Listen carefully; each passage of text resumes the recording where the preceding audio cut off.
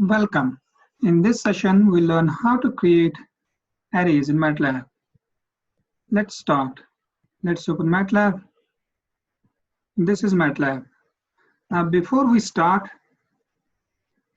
we must remember that any variable declared in Matlab is always stored as an array. That's why the name Matlab. Matlab stands for Matrix Laboratory. Now, there are several ways to create arrays in Matlab. I will illustrate few. Let's start with simple how to create a row vector in Matlab. Let's start. Let's suppose we want to have an array capital A, and suppose the elements we want from 0 to 9. So we put A equals square braces, then 1, 2, 3, 4, 5, 6, 7, 8, and 9. So this is our array from 0 to 9. And you can see the elements are separated by space here.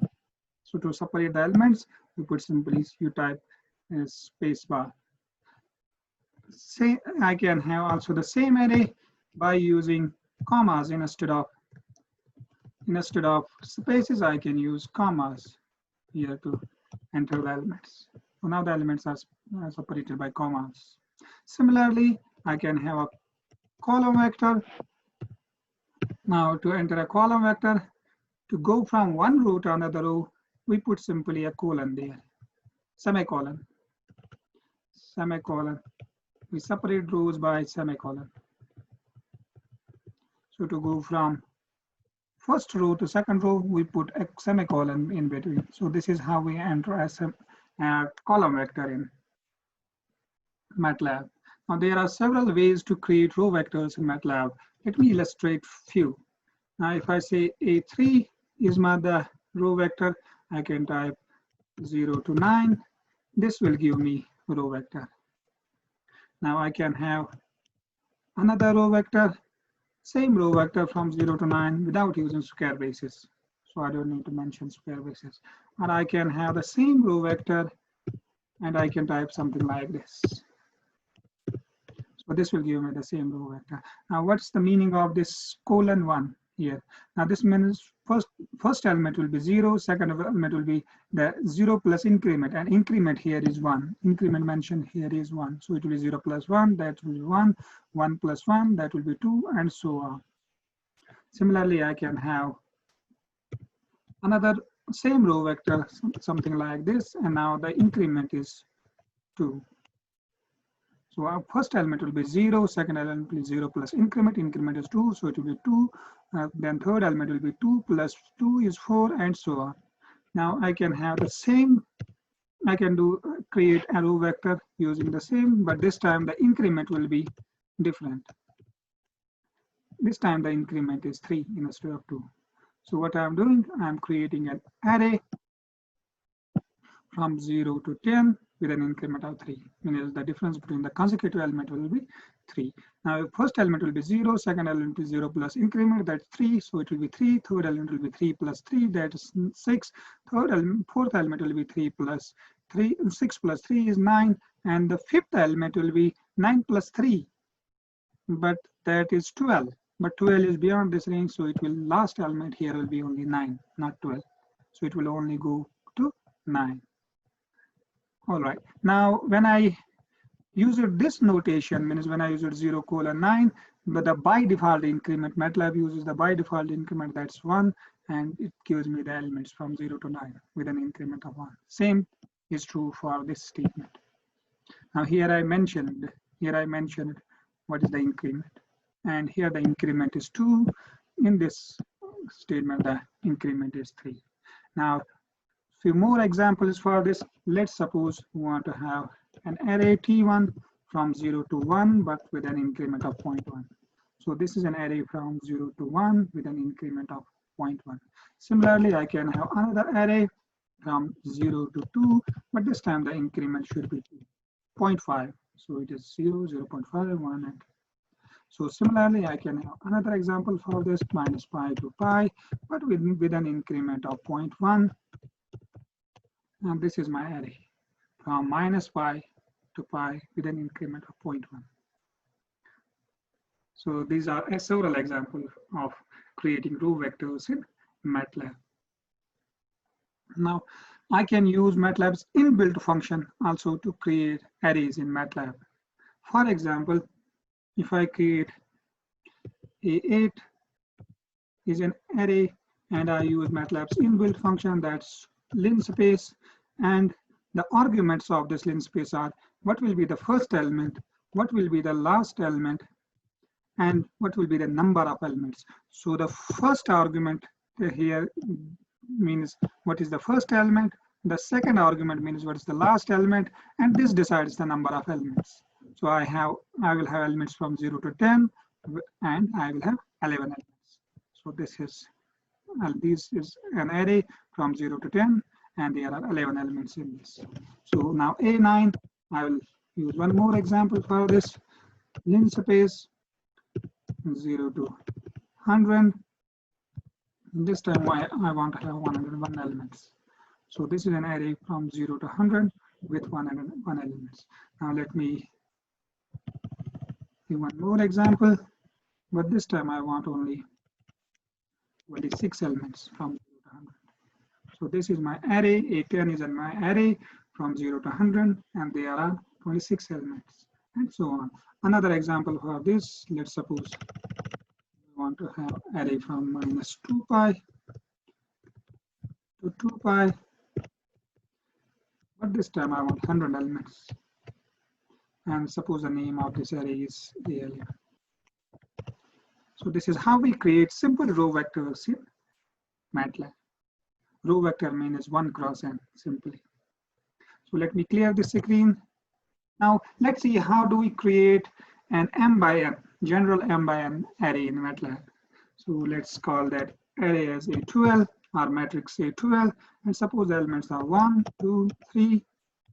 Then to go from one row to another row, I put a colon, semicolon there, and enter the elements of the next row. So this is a 2 by 3 array. This is a 2 by 3 array, you can check.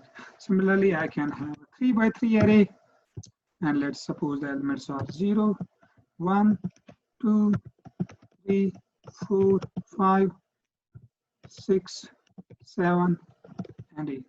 So this is a 3 by 3 array. Similarly, I can have 4 by 4 array and 3 by 5 array. So suppose I have 1, 2, 3, 4, 5, 6, 7, 8, 9. Then I have 1, 2, 1, and 3, 5, 7. So this is 5 by 3 array. So this is my 5 by 3 array.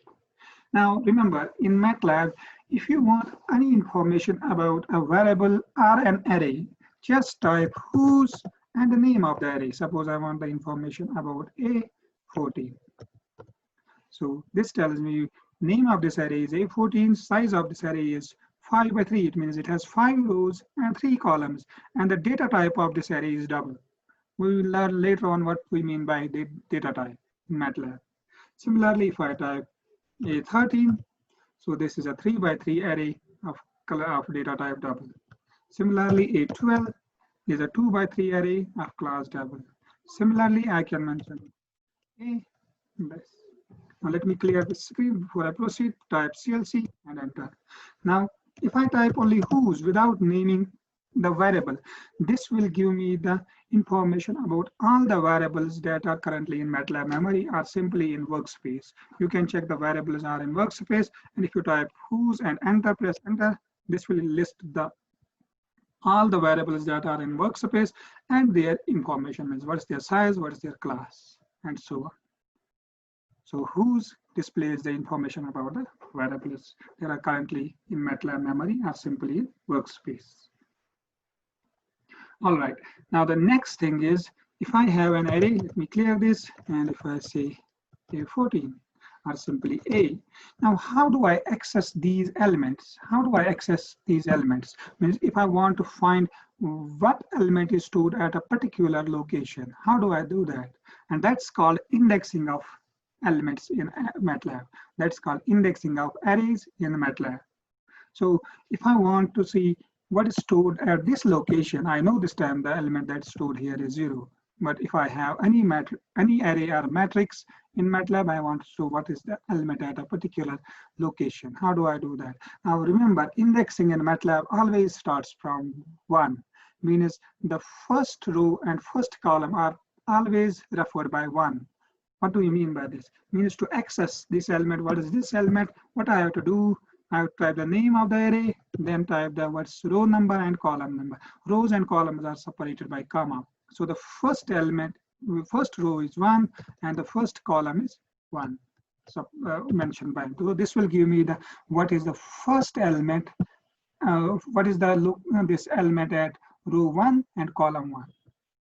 And this indexing in MATLAB always starts from 1, not from 0, compared to the other languages like Python and so on. So this tells me the element at 1, 1 is 0.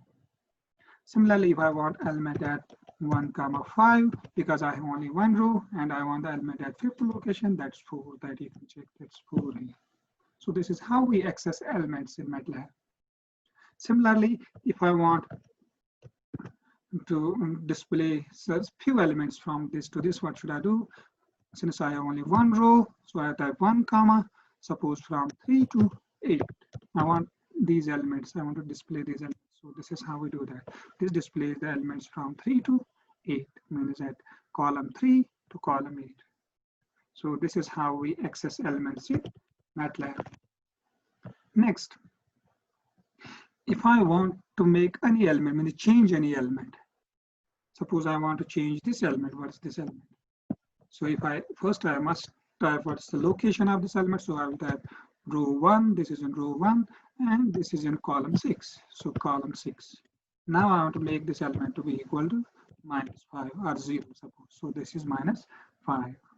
So this is how you can change the elements in this. You must refer to the element location first by using indexing. And remember again, indexing in MATLAB always starts from 1, means first row is named by 1 and first column is also starts with 1.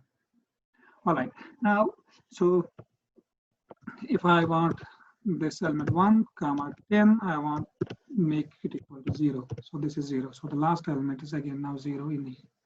So what I'm doing, I'm forcing this element to be 0.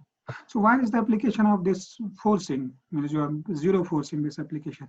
In signal processing, means in communication, what you can do, if you say you have a high frequency component and that frequency component is noise, and you want to make that component equal to 0, means you want to make that frequency component go to 0, this is very useful there. So you can make that element go to equal to 0, and this is referred as 0 forcing in communication. And this is referred as 0 forcing filtering in communication theory. This you can do in MATLAB. That's why this is very important topic for us. Means this is this indexing operation is very important. Means if you know how to access the elements of this array, you can change the values of that array. So this is how we access elements in an array. Similarly, let me give few more examples, and let's suppose I want an array of that's created from this A array, and I want the elements from 4 to 8. Means I want the elements from our first row from column 4 to. So B is an array, means I created array B from A, first row and column 4 to 8. Now, if I want to reverse the order of this element, this A, and I want to assign that to A. So I first, since there is one row, I will type what's the last element. If I don't know, I will simply type n. Means if I don't know the location of last element here, I will simply type n. Then since I have to go back, so I will type decrement by 1 and then 1. 1 is the indexing of last element. This last one means the indexing of this here. So this will give me this array in reverse dot. You can check it. So C is an array which is reverse array of array that is in A. So this is how we reverse the elements in A. This is, in short, the goal of this section is to give you an idea how do you access elements of any array, and this is referred as indexing of arrays in MATLAB. Now let's go back to that A4 and let's see how do we do that for A. the m by n matrix. So let me start with A12. Let me start with A12. So A12, and I want to see what's this element here. So I will mention row number and column number. Row number is 2, column number is 2. So I will type 2, 2. This will give me the what's element at this location. That's why I know this time I know, because this is very simple array, 2 by 3 array. So if I want to see the element at this point, so I can type row 1, column 3rd. So this will give me the element. Similarly, if I want to change any element, I can type A12, and suppose I want to change this element, and I can do row 1, column 2, and make it equal to 0. Again, this is called zero forcing, and this will be useful for this communication people. So you can change your turny value. For example, I would now change it to -2. So I can change this element to be equal to 0. Now, more example on indexing. If I want this first row and second row, but column 1 and 2 only, how do I do that? I type A12, 1 to 2 row, means first row and second row, but column 1 to 2, means I want only these two. Sorry, this is not at the. All right, so this is first column and second column. But since there are only 2 rows here, so what I can do, I can also do the same operation like this. I will type colon. Now when I type colon here only without mentioning the row number of rows from which point to which point, this means select all the rows. This simply means select all the rows. Since there are only 2 rows, this means select both the rows. So this is the same statement, but using this colon. Now, so few more examples on this. All the rows, but only column 3. So this is my column 3. This is how we access elements on this arrays in Matlab. Similarly, if I want to, let me go to this A13 now. So my A13 is this array. Now, if I want only these elements, means in column 2 and column 3, and in row 2, row 1 and row 2. So suppose I assign that to another array, and this is my A13. So I want row 1 and row 2, but column 2 and column 3. So this is my this element. Now where will be this useful? This will be useful if you want to crop an image. This is very, very important for image processing people. Because if you want to crop an image, you just do this operation, and you must remember that an image, after all, is an array of numbers. So this is how you do crop of an image in Matlab. This is the operation for that. Similarly, I can create another array, A13, and let's suppose I want this time this part of the image, this part, means all rows, but only second and third column. This is how I do that. So this is how we access elements in array. Similarly, if I want to reverse this array, just 3 by 3 array, what I can do, I can type n, since I know, if I don't know what is the last indexing here, if I don't, suppose I have a very big matrix, and if I don't know this location of this, means indexing of this last element, I can type n, or here I can mention 3. Instead of typing n, I can type 3, -1, 1. So this is for rows. Now for columns, I can do the same. So this reverses, sorry, this is not A, this is A13. So this is my reversed array A13. This is my original A13, and this is my reversed A13 array. You can check the elements are reversed here. So this is how you reverse the elements in an array. All right, next is simple operations on array. If I have A, if I want to find the sum of the elements of this array, I type sum A. This will give me the sum of the elements that are in this array. You can check it, that will be equal to 26. Similarly, if I want to find the maximum element of this, what is the maximum element of A? That's 8. As you can check, that maximum element in A is 8. Similarly, the minimum element of A is -5. Minimum element is -5. So this is how you find maximum, minimum, and sum. Now, if you want to find the mean, you can type mean A. This will give you the mean. You can check the sum is 26 divided by 9, I think 11. 1, 2, 3, 4, 5, 6, 7, 8, 9, 10. Okay, 26 divided by 10 is 2.6. So this is again correct.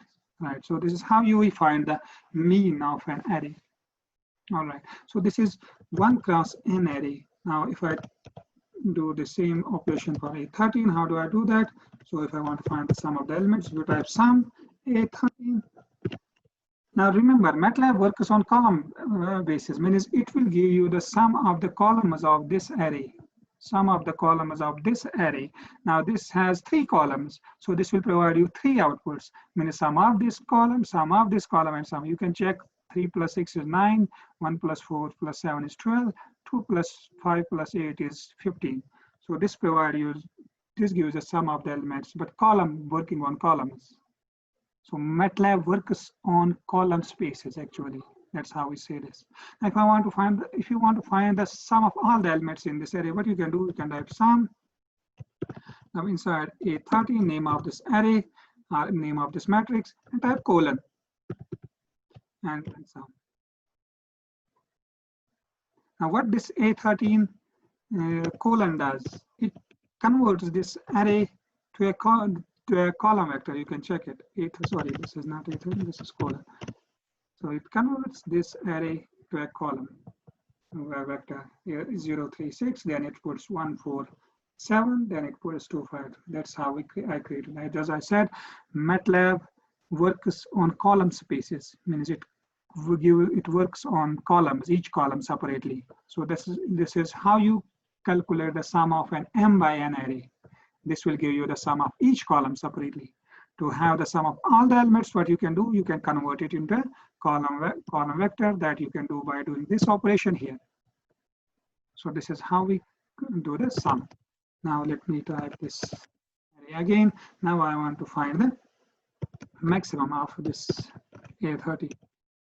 So maximum of A13, again it will work on columns. So maximum value in this column is 6, maximum value in this 7, maximum is this. Now again want to find what is the maximum value in this m by n array, means 3 by 3 array. What you can do, you can convert it into a column vector and then find the maximum. Now this will tell you this is 8. What is this operation again doing? This is simply converting this array, 3 by 3 array, into a column vector. Then find what is the maximum value in that column vector. Similarly, if you want to find minimum, if you type minimum A13, this will give you the minimum in each column. So what's the minimum in each column? This will tell you that. All right. Similarly, if you want to find the mean, let me type the sum first. Sum of A13 is 9. So now sum of each column. If you type now mean, this will give you the mean of each column. So mean of each column. You can check the 0 plus 3 plus 6 is 9. Then 9 divided by 3 is 3. Similarly, 12 divided by 3 is 4. 15 divided by 5 is 15 divided by 3 is 5. Now, if you want to find the mean of this whole array, what you can do, again convert it into a column vector first, and then you can check the mean is 4. 3 plus 4 is 7, 7 plus 5 is 12, 12 divided by 3 is 4. So the mean is 4. All right, this is correct. Now this is very, very important. This is very, very important. Please go through this indexing again and again.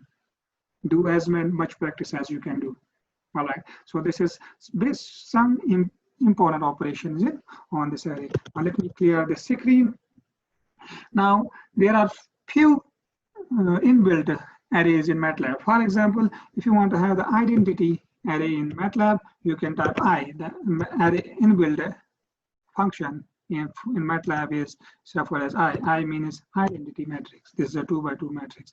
Similarly, if I want to have an array of 3 by 3, I can type I3. This will give me an identity matrix 3 by 3. Similarly, you can have this 5, and let me name it 5. So this is 5 by 5 identity array.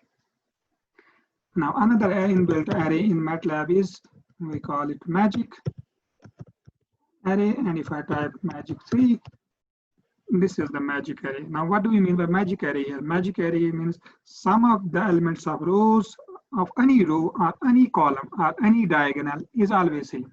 You can check the sum of the elements of this row is 15, sum of the elements of this column is 15, this column is 15, this column is 15, or any row or any diagonal is always 15. You can check that, you can verify. So this is magic array. Let me clear this. Now, a few more important arrays in Matlab. One is the rand 1, 5. So this is my array of 1 cross 5. Now what's this random array? This rand 1 cross 5 gives me an array of order 1 by 5. The elements are uniformly distributed from 0 to 1. So these elements are drawn from uniformly distributed function, and elements are from 0 to 1. Similarly, you can type suppose if I type R2, this will give me a 2 by 2 array. This will give me a 2 by 2 uniformly distributed random array, and this is 2 by 2 uniformly distributed array. Now you can also type it like 2, 2. That means the same thing. So this is again the same. Now if I type 2 by 3, and let me name this R4, this is another. So this is 2 by 3 uniformly distributed array. Similarly, this I can have 2 by 5. This is 2 by 5 uniformly distributed array.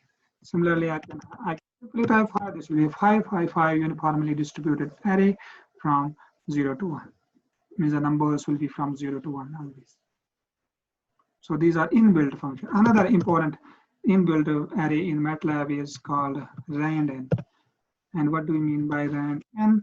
But I want to come up 5, and let me name it R6. So R6 is a normally distributed array of 1 by 5, means the order is 1 by 5. This is a normally distributed, means that elements will be drawn from uniformly distributed function. Sorry, normally distributed function. Rand_n means normally distributed. The values will be normally distributed, and if you have studied the random course, you know what do you mean by normally distributed. So this is a normally distributed 1 by 5 array. Similarly, you can type 2 by 2. So this will give you another array that's 2 by 2, and the elements are normally distributed. Similarly, you can type simple 2. If you type simple 2, this will give you the same array.